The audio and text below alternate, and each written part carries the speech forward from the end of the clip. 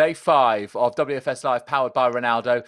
As they say, all good things must come to an end, but we are determined to go out on a high with a bang as we close our first ever virtual conference. So we have some stellar guests from the world of football with us today. Managers, presidents, players past and present, legendary referees as well. You could honestly not wish for a better cast list. As you know, lots of ways for you to be interactive with WFS Live powered by Ronaldo on the chat, questions and polls on social media, at WF Summit on Twitter, at World Football Summit on Instagram.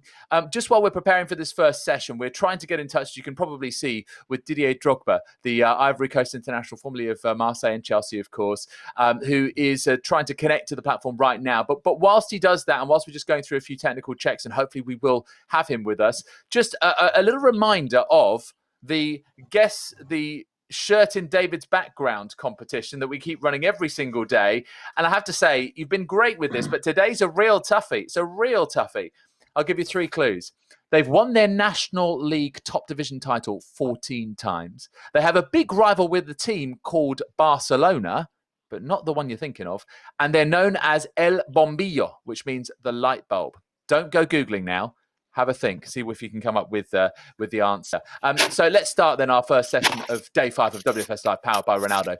Tomorrow will be 10 years since the 2010 World Cup final, the biggest celebration of football that we've had today in Africa, perhaps one of the best and most colourful and vibrant festivals of football that I've been privileged enough to witness. I do vividly remember being there at Soccer City on the 11th of July, 2010. Sad that it was all over, but genuinely curious about how football in Africa would be boosted and would develop over the next decade.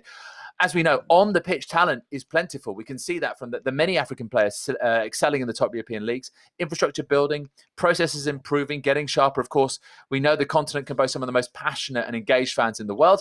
And there are challenges, but then every continent has challenges. So let's be positive. Let's look forward and let's find out what the African football of tomorrow may well look like in partnership with the HEA Sports. Let's introduce our speakers. The Managing Director of HEA Sports, Hicham Amrani, the Manager of South African Premier League soccer team, Mamelodi Sundowns, Pitso Mosimane, the General Secretary of CAF, Abdel Bah, and your moderator, sports anchor at Super Sport International, the First Lady of Sports, Carol Tshabalala. Carol, over to you. Oh, David, you're too kind. What a welcome. Thank you so much. Such an honor to be here, to be a part of what really has so far been an unbelievable summit. And as you said, all good things must come to an end. We're extremely excited to bring you the African perspective now and talk about an exciting future that lies ahead for the African game. So you've had my panelists introduced already to everyone that is watching. So let's get to know them a little bit better and now hear from them. These are some of the leading minds when it comes to the African game. I'm going to start off with my coach, Pitso Mosimane. Coach, great to have you as part of this particular panel. We're talking about the African perspective and African football of tomorrow. Coach, why do you think it's so important to have a dialogue like this? Thank you, Carol, and thanks for having me here. And I also want to thank the WFS for giving me the opportunity to be here. It's a big platform. It's a great platform. Yeah, I think it's information, knowing what's happening around the world. It was so interesting for me to listen to Andrea Razzirani last time of the work he's doing and the passion he has for the Leeds Football Club. And I was happy to listen to also the legend Butrageno. So beautiful, you know, you get so much information and you learn a lot. You look at football different because I'm a football coach. I'm always talking about tactics, but you know, I've learned so much here. You certainly have, and everyone that's watching is now going to learn about the African game. Let me hear from Abdel Bah. Abdel, great to have you as well as part of this. You've gone from commercial director at CAF and now, of course, the general secretary. What makes the African narrative a unique one? Thank you very much, Carl. Very happy to be here. Very happy to be part of this incredible panel. Definitely in Africa, we have a lot of specificities. I mean, the passion that we have in Africa is quite unique in the world.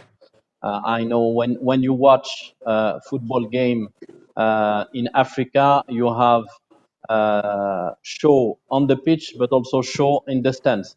So this is one of our particularity. The passion that we have is quite unique in the world. It definitely is. Hicham, you know all about the passion of the African game as well. And I think what makes this conversation a very interesting one is that, you know, we've got something to celebrate. It's 10 years now from the 2010 FIFA World Cup. One would think that, you know, following on from the successes from that World Cup in South Africa, on the African continent, that we've got a very bright future to look forward to. Yes, thank you very much, Carol, and good afternoon to everybody. Also, delighted to be with you here today.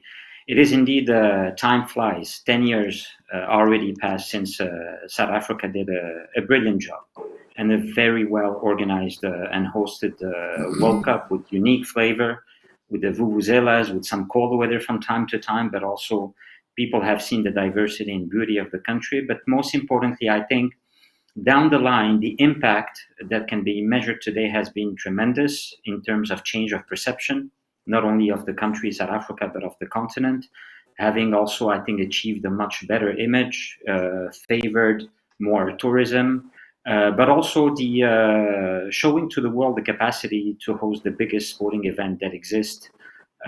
So it gave also a lot of self-belief, not only to South Africans, but to Africans in general. And that helped also a sense of cohesion towards the organization of such a tremendous tournament. So therefore, there was a lot of misconceptions and wrong perceptions, or what we call cliches, that I do remember having had the privilege of attending such a World Cup, that before that people were talking about insecurity, about various issues here and there. But at the end, South Africa showed the world that it did a perfect job, and that was really good to see from our perspective. That's right. What are some of the other successes, Coach, that we can talk about from having hosted that World Cup? You were actively involved in terms of guiding Bafana, the SA national soccer team. What successes did hosting that World Cup and having the whole eyes of global football on us, on the African continent, what successes did it bring? Yeah, just to mention what Hicham was saying, for me the biggest thing is for the world to know that Africa is ready to host the World Cup, you know, and was the best. I mean, at that time the president of FIFA said this World Cup he ever hosted, you know, and the stadium was completed on time. You know, people always have doubts about Africa that the stadiums won't be there. The stadiums were there and super world class stadium. You know, stadiums that are advanced with the technology, you know, the smart stadium that we're talking about. But above that is to bring the world into Africa, because most of the people in the world haven't been to Africa. And for them to see what Africa is about, and I think South Africa never disappointed. And that's why me personally, I was rooting for Morocco, and Hicham has done a good work there. And I really wanted them to host it, because I'm almost living in Morocco, to be honest, in my space. But we have all the infrastructure done, the hotels, the roads. I mean, we can host another World Cup now, tomorrow. We have hosted the Cup of Nations after the Didier was there showing what he can do and making Africa proud. And I think we made Africa proud, and nobody can doubt Africa if we can host the World Cup. I mean, recently we just hosted Barcelona now. Everybody was there. It was a beautiful game that my team played against Barcelona. They never doubted, because they know the stadium, they know the hotels. I mean, Andre Iniesta, it was his favorite. He says it's his favorite stadium because he scored the winning goal of the World Cup there. Beautiful. Africa is ready.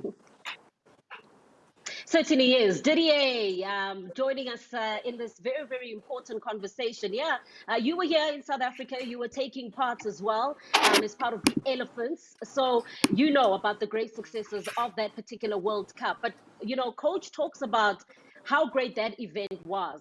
But following on from that, have we seen a progression in African football since the 2010 FIFA World Cup? Yeah, I think, and I really believe, like, first of all, hi everyone, and sorry about the inconvenience. Yeah, I believe the World Cup in South Africa was the beginning of a new way of thinking in Africa. We believed that we could host a World Cup, and you can see when I don't remember which country couldn't organize it in 2013. Straight away, South Africa was ready. Like you said, Mr. Hicham said, South Africa was ready to take it, to host it. And you can see now competitions like CAF, Champions League, and even all the qualification games.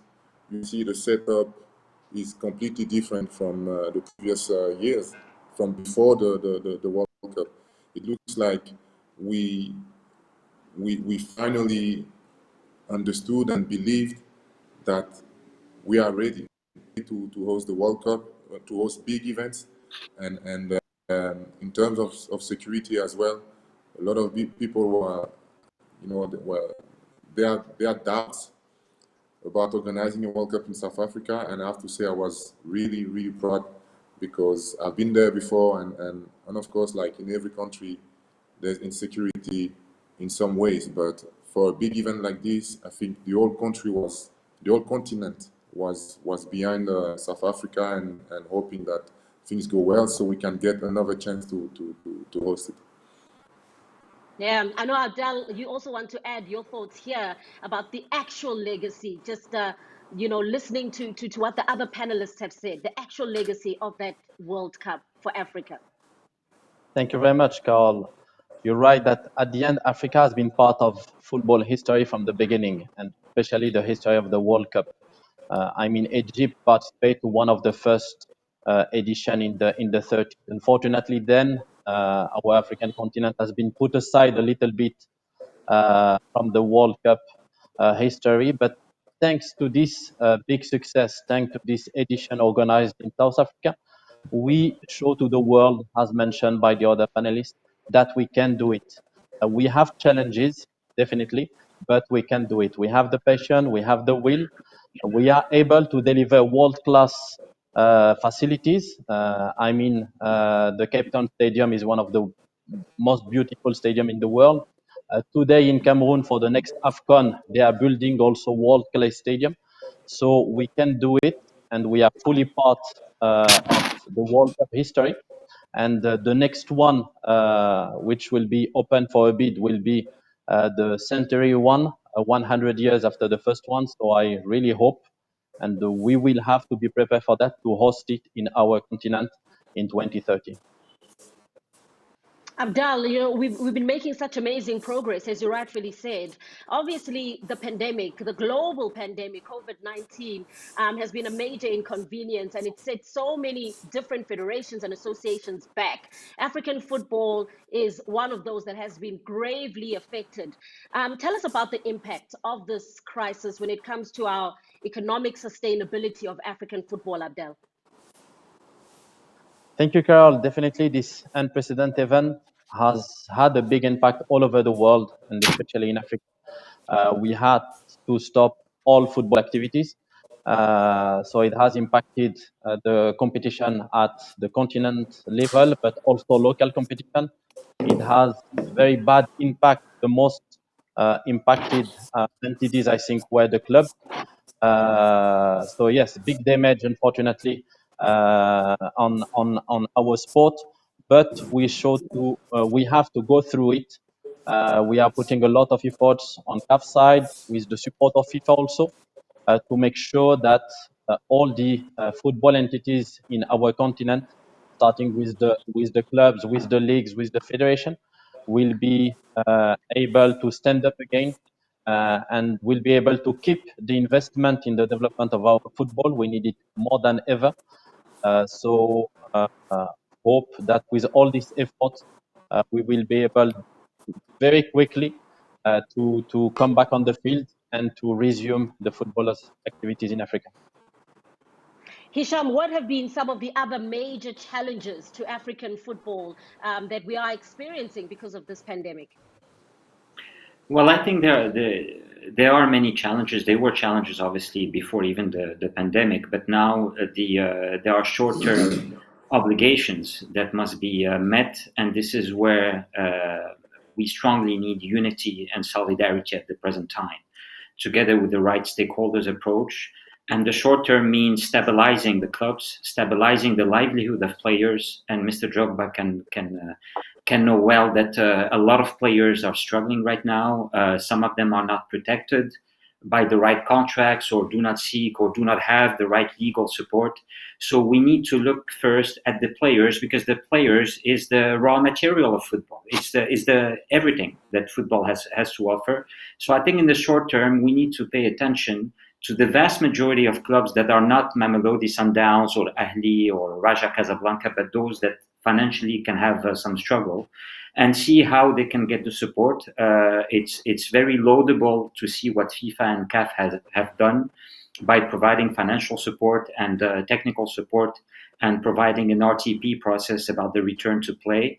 But I hope as well that within each country, the federation, together with the Ministry of Sports, the governments, and all the different stakeholders really come together and look at the livelihood of the players, the coaches, the staff within clubs, to make sure that they don't lose their jobs. So I think this is the first priority before moving on into ensuring that either they finish the competitions or plan for the next season for those countries that decided to cancel the competition. But there needs to be a kind of flexibility, but also a lot of solidarity and unity, but not only as a word, but with actions. Yeah, Didier, I know that you know about the role that former footballers as well can play in the different countries, in the different federations all over Africa. It's something that you're doing, that your former mates are also doing through their different foundations. Tell us about your plans and your hopes for the Football Federation in Cote d'Ivoire. Also, knowing, of course, that you're a candidate that's running for the presidency there, and the role that former footballers can play when it comes to channeling African football to the next level. Well, I believe football players are one of the major actors of one of the, if I can say, one of the major stakeholders of the industry, and without them, it's very difficult to have a game. You know, you can have the owners, you can have the sponsors, you can have the race, you can have the doctors, and etc. But without the players, it's very difficult to have a game, and a beautiful game. So we have to protect the players, and by securing the contracts, or helping them to think and to educate them to understand that there's a life after football, and this can help in times like what we're living now, like the ones we are living now. And I think from my own experience in different continents, I played in America, in Africa, in Europe, in US. I think what I really understood was the difference between all these continents, and how ours is the way they see football. They see it as an industry.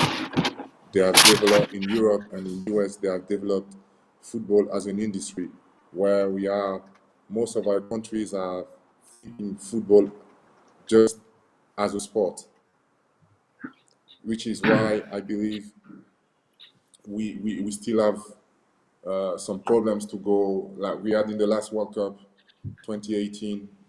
None of our countries went through the group stages, because even in the way we're playing, we are still playing like the same way we were playing 15, 20 years ago, when the game has moved on. And in terms of strategy, I think that's what we need to address all together. And of course, I know we have CAF, who is doing a lot for the countries, but ourselves, like in our countries, players, owners, team owners, and the federations, we need to transform the quality we have in our players, the quality we have in our the quality we have in our fans, in our culture, We need to transform that into an industry to make sure that in difficult moments like this, when difficult moments like this one happens, the players and the owners are kind of secure. I mean, we can how do you say that? Control the damages. Yep. I think, Didier, you've led us now to another angle of this conversation when we talk about some of the important trends that we need to adopt now for a brighter future for African football. And we've got some interesting questions that are coming through because the individuals that are attending, of course, this wonderful summit, they also are sending through some of their questions. I'll ask those very shortly. But before we move on in that direction, Coach, I know you want to talk about the effects of COVID-19 and now returning to play, because it's something that you are currently experiencing as the coach of Sundowns Football Club as you prepare to get back to playing. But there have been some major challenges, haven't there, as compared to the models that you have seen, for example, in European football so far? Yeah, Carol, we are experiencing big challenges, and I think South Africa is almost like 12th in the world as the most affected country, and I think number one in Africa, to be honest. You know, if I'm not mistaken, closer to Egypt. If I'm not having my facts of today. You know, yeah, we have challenges because obviously the situation is that we are reaching our peak now in South Africa. You know, it's like when New York was reaching its peak, when America was reaching its peak, and Italy and Spain. So we are in that space now. We are reaching peak. It's winter here also, and we're trying our best. And when you look at football, we are just started to come to football, to start to train now, and following the protocols and the principles inside COVID-19. And I've based my team on models that I see in Europe. Of course, Europe has got more support than Africa in terms of finance. I think maybe I can't talk on behalf of Abdel, and Hicham knows the story also. I mean, UEFA had so much to give to the football. Unlike we, the continent, we don't have as much as UEFA has. But we're doing our best to make sure that we do the testing, we follow. You know, I based my team's model on Man City, and we are not Man City. We don't have the same resources, but I just copied almost the model of Man City, and making sure that I mean, from even the parking lot at the team, making sure that we have different parking lots, different stations. We don't use the dressing rooms to train. You know, you come straight, we have your kit, you come straight to the pitch, and you train, and you have your own space to allocate when you're changing your boots. You have your own water bottle, you know, making sure that we adhere to government policies and to health policies. We don't take it for granted. And of course, I could not give everything as Man City gave, but I think where we are, we're doing well. We test almost every 3-4 days. And it's a struggle for the teams to test in South Africa every 3-4 days because it costs a lot of money. You know, football in COVID is expensive. It's not the same as before. So teams in Africa will struggle, you know, but we are we have a big impact in South Africa because of the country, and, you know, we have cosmopolitan country, and we were really impacted a lot. But we're doing our best. We follow protocols. We train in small groups now. We sanitize. We make sure that the dressing rooms are all right. The balls and the flags, everything that we touch, we use, must be sanitized. And we really strict into that because we don't want to have cases in the team. I'm trying so hard that I don't have a case of somebody inside having the virus after we have tested, you know. So we have to be so extra careful, and it costs us a lot of money. Imagine we complain about money as Mamelodi Sundowns. What about the other teams? What about the rest of Africa? Yes, we are shortchanged, but we're doing our best. And if we had more resources, we'll deal with it much better, to be honest.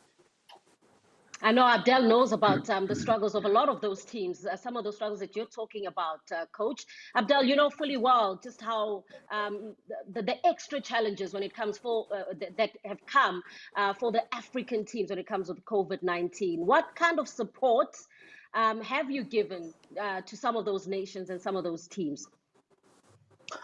Thank you, Carol. For the moment, we did the minimum. I mean, the minimum from our side was a financial support. Between the support from FIFA and from CAF, every African member association will receive 2 million USD to try to handle the current situation. But we know it's not enough. And we know that all the member associations are different.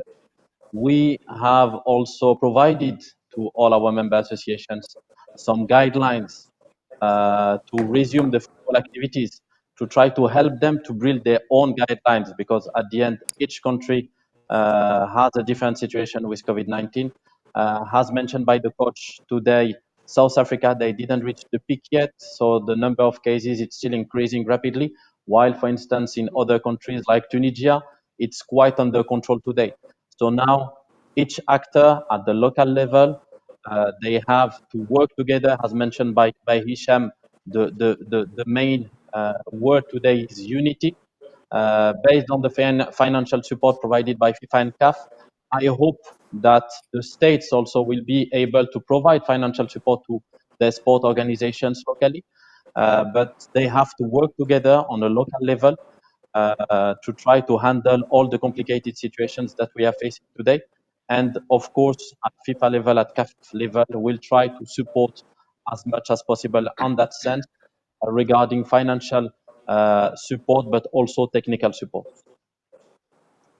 Hicham, you know, Didier was talking about some of the positives and the trends that Africa now needs to adopt, you know, particularly looking at coming out of COVID-19. What are some of the other learnings that you think we need to embrace now moving forward, Hicham? Thank you, Carol. Well, those will not be necessarily only trends, but sometimes wishes. But some of them are trends indeed. And I will start with exactly what Mr. Drogba has said about approaching the game as a business product, as an industry where, of course, it's a sport, it's a social phenomenon, but it's also a product that you need to consider. So we need to look towards that element. It's already happening, but it needs to be straightened across the continent.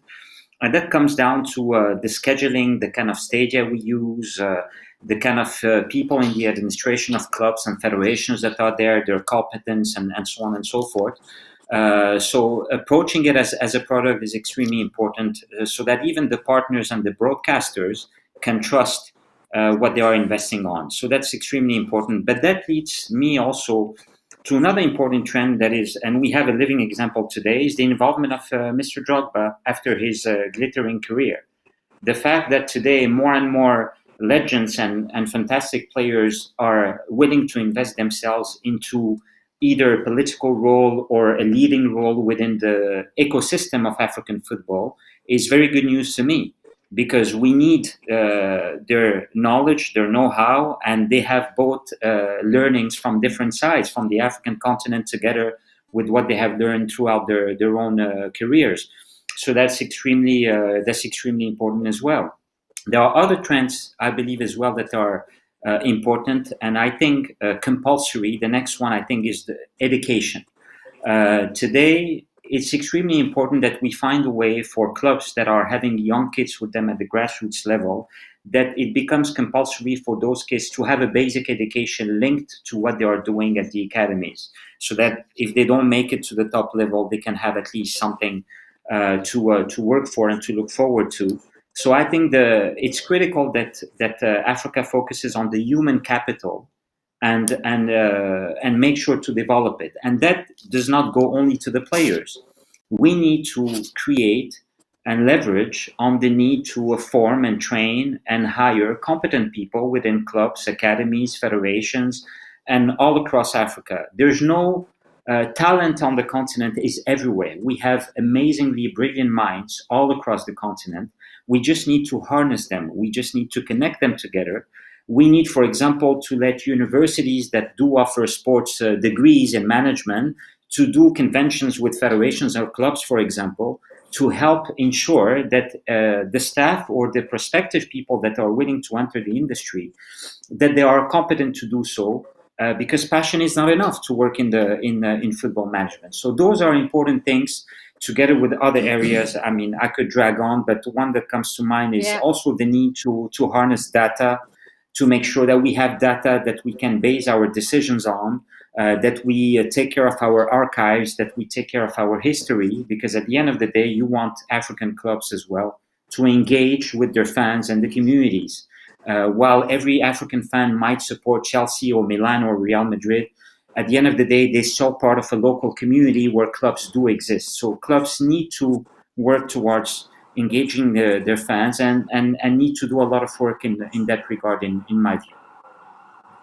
Hicham, when you said education, I saw a big smile on the face of Coach Pitso. I know he's going to want to talk about this because he's very passionate about that. Education, development, grassroots football for the future of African football. I've got a question here in particular for Didier. This question is from Al Sapong. Al, thank you so much for sending this through to us. He says, Didier, you played a forward game with Chelsea, which was a mixture of African flamboyance and hard, fair aggression that some would say is more akin to Europe and South America. Do you think that African football generally has moved forward enough in terms of tactics, or is there still more development that is required here? Well, I believe tactics and development is something continued. So, yes, we are moving on. You see, we have even more players in the best leagues, more African players in the best leagues, and they are becoming dominant. And they are dominant. Mo Salah, Sadio Mane, Aubameyang. There's this new generation of players who are dominant in their leagues. So I believe and I hope that they're taking all the experience from the managers, from the lifestyle in this industry that you must have to succeed, and they bring it back to our countries, and share their knowledge, share their experience.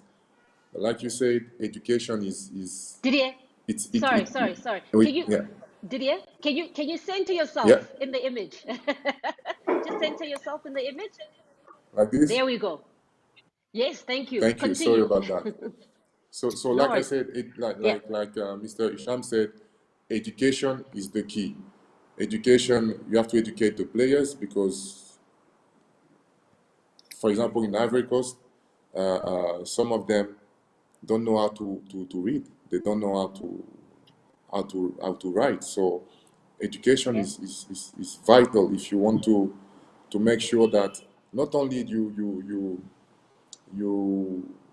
create good football players, but it's a career that lasts for 5, 10, even 20 years when you are at the best, but after that there's a life, so the move from stopping to play to going to a normal life, a social life, it's very difficult, and I've seen it because I've been playing with some players who had big contracts in big clubs. But education is huge, it's general, but in education you can educate players, you can educate also coaches. When you speak about development, I speak about educating ourselves. It's when you are educated that you can develop your mind, you can develop infrastructures, you can develop partnership with universities and federation, and then you can see a real improvement in what we are doing. But once again, I believe we are dominant in most of the best leagues. So yes, I'm really positive about that. There has been an improvement. Okay. We've got a poll that's been running. The poll: in which sector should African football focus more to follow its growth path? 8% said merchandising. 21% said sponsorships is where we need to focus more. 33% said player development and scouting.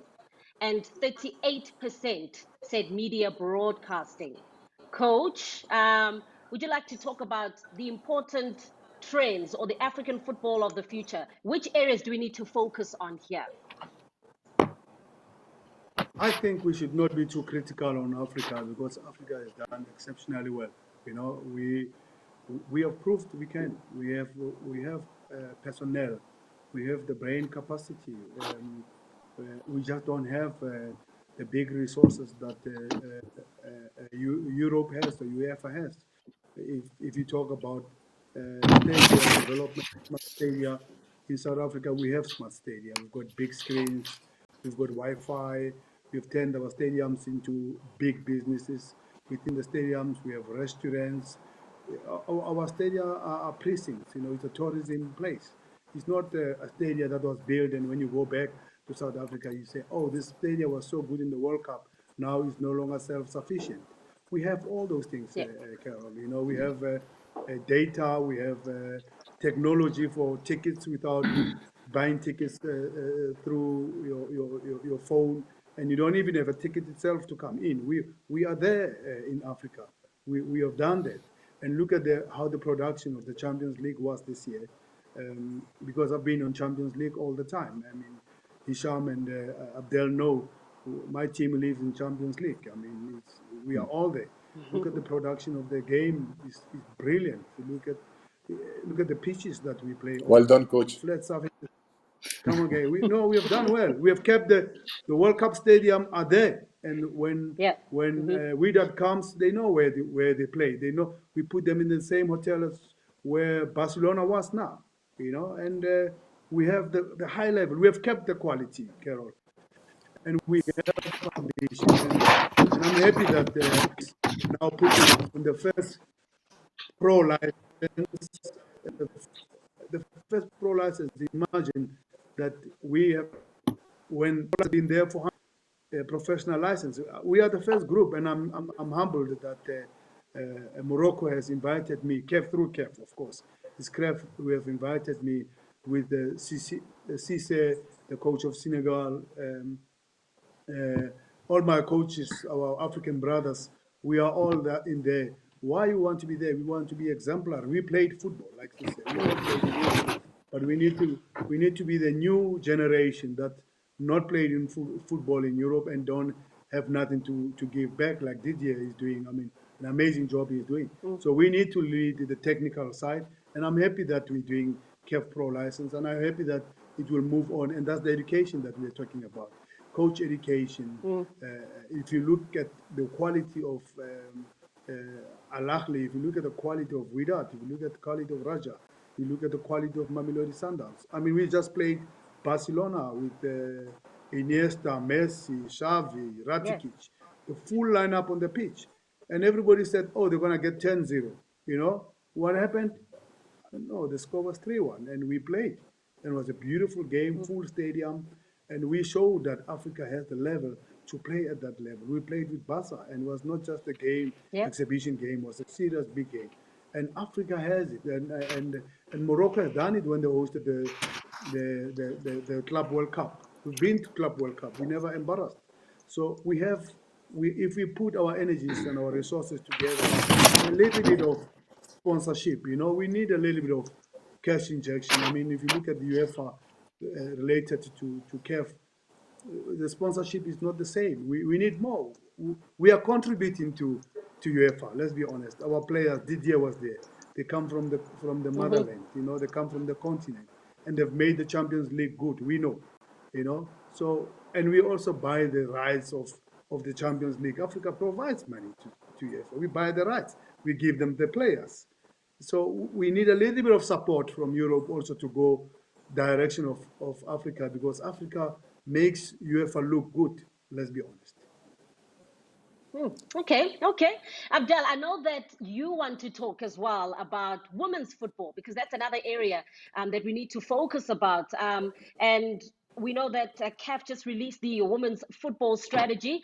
Tell us about that. And also your recent decision, of course, of prioritizing club football, it would seem, over national women's football.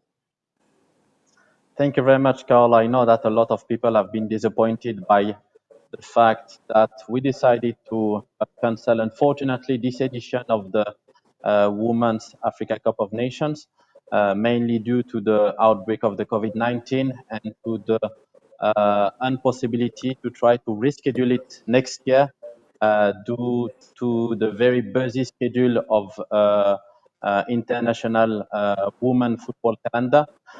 It's true that women football today, we consider it as one of our main priority in terms of development, especially that that in 2023, we will have the new format of the Women World Cup. We should be entitled to new slots. The African continent today, unfortunately, we have only 3 slots, so we definitely wants to have more. And to have more, we have also to show to the world, to show to FIFA, to show to the other confederation that we deserve more slots. And for that, we have built this strategy that will be released in the next few weeks around 5 priorities. The first one is the development. I mean, we have to accelerate the growth of the women's game at all level and all across Africa. This could be done by giving more opportunities for women and girls to play, by increasing the training opportunities for the technical staff. As we said, the education is very important.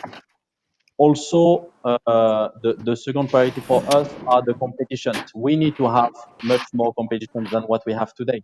This is why we decided to launch the Women's Champions League next year.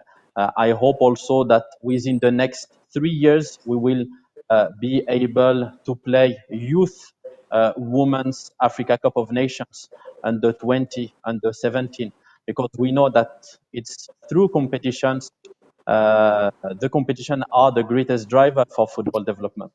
So this is something very important for us. The third part regarding the women development is the marketing aspects. We need to build the product, as we said.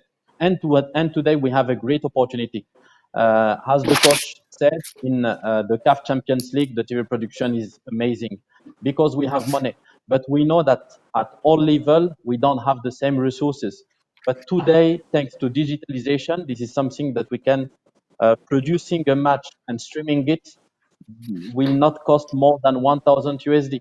And if you do not, if your matches are not visible, you will not get resources. So we want to have more and more games and to have them much more visible. And we need to build a strong and unified women's football brand in Africa. And maybe the last part is the social impact, as mentioned by my colleagues here.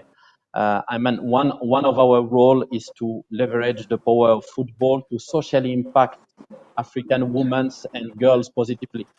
Football has to be also a tool to educate the girls, to empower them, to encourage them, and to promote a better also image of football in Africa.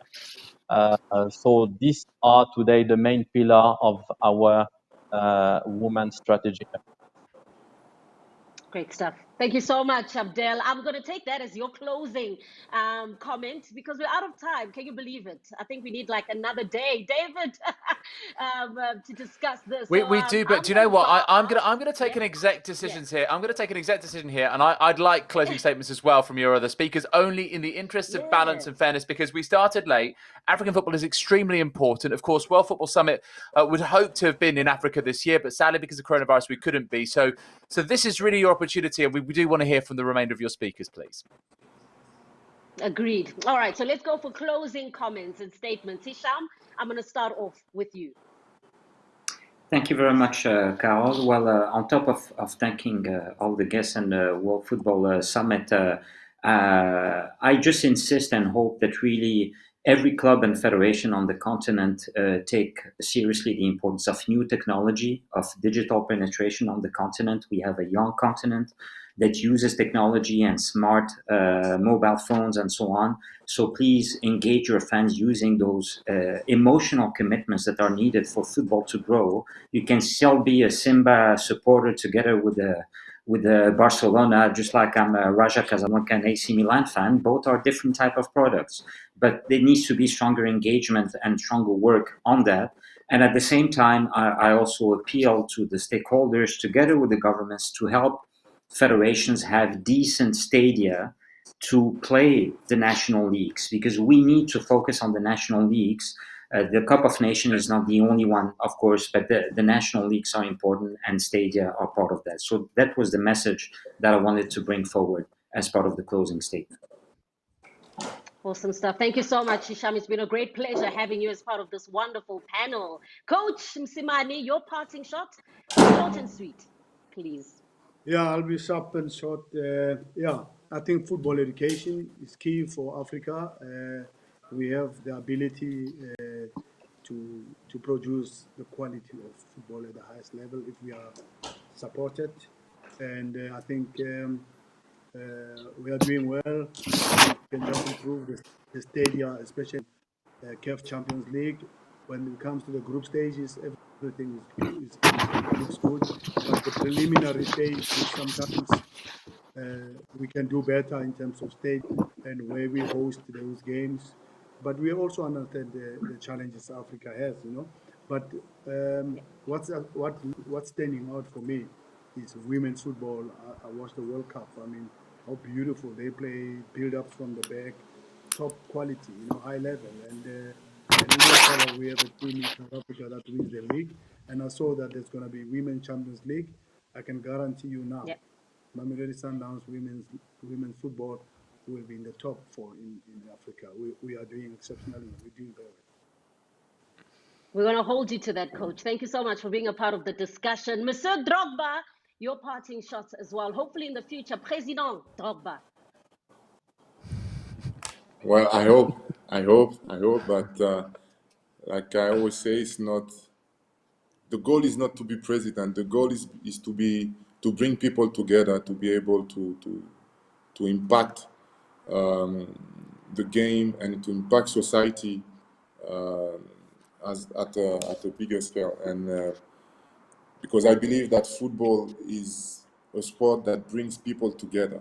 People, you know, I've experienced it a few years ago when my country was at war, and we saw the impact of bringing people, sending messages, positive messages to bring people together, and it works, and we live in 2020, and we have all, you know, the world is changing, and this evolution of the technology is something that we need to use to improve and grow as countries, as continents, and help the next generation. You know, we have in Ivory Coast almost 70% of the population is under 33 years old. So there's a generation there that you can educate with technology, and also I encourage like governments to see football as a way for them to have an impact on society, a positive impact on society, but also to bring the business impact, you know, involving all the big companies that we have and who are successful actually worldwide to invest into football. This is the only way, I think, to help us develop. Okay. Thank you, David. That's it. That's it for the African Thank you so much, African Carol. Listen, football it's onwards and upwards. It's such a fascinating topic. As you said, I wish we had more time. But one thing we do know, with U5 involved in the game, we know that the African football of tomorrow is in very, very safe hands indeed. Thank you so much. Merci bien à tous. Carol, Hicham, Didier, Pitso, and Abdel. Really, really appreciate it. See you again very soon. Ladies and gents, we're moving on. And next, we're dealing with Visa and women's football partnerships as a catalyst for change. Stay with us.